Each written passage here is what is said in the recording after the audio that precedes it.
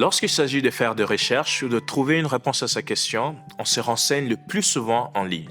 Tu cherches peut-être à trouver la date de sortie d'un jeu vidéo ou d'un film, ou peut-être veux-tu savoir combien de temps il te faudrait pour aller sur Mars. Il existe des milliards de pages web sur Internet. Puisqu'on n'a pas le temps de parcourir chacune de ces pages pour essayer de trouver ce qu'on cherche, on doit utiliser un moteur de recherche. On retrouve de nombreux moteurs de recherche différents comme Bing, Yahoo ou encore DuckDuckGo.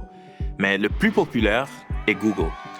Toi-même, tu l'as probablement déjà utilisé pour faire des recherches. Mais sais-tu comment il fonctionne réellement?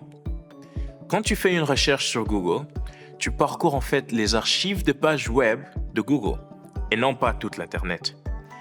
Google utilise des programmes appelés robots d'indexation pour trouver des pages à ajouter à sa base de données.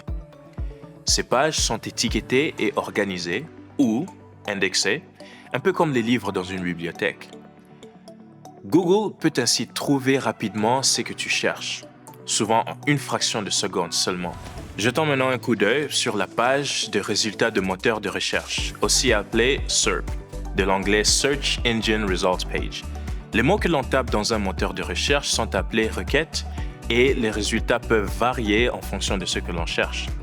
Par exemple, on va chercher pizza et examiner les différentes sections de la page de résultats de Google.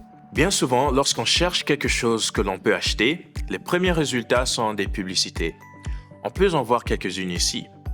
Elles portent la mention commandité. Ces publicités sont financées par des pizzerias qui souhaitent apparaître en haut de la page.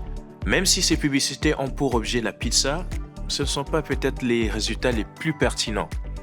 C'est facile de penser que si un résultat apparaît en haut de la page, c'est sans doute le meilleur. Cependant, assure-toi de vérifier s'il s'agit d'une publicité avant de cliquer dessus. On retrouve aussi sur le côté de la page une boîte appelée Fiche Info, qui te donne un peu d'informations sur le sujet de ta recherche. Cette fiche est souvent tirée de Wikipédia, qui est un site très utile pour trouver des informations sur presque tout.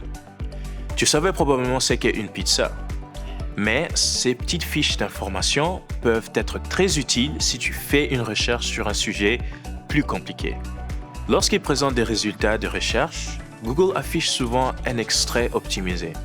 Ces extraits sont un court texte qui offre un résumé d'un sujet ou une réponse à une question.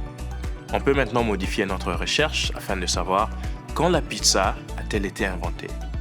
En haut de la page, il y a un extrait optimisé qui nous dit d'où vient la pizza et on peut apprendre en quelques lignes que la pizza moderne date du XVIIIe siècle. Si on fait défiler un peu vers le bas, on peut apercevoir la section « Plus de questions à poser ».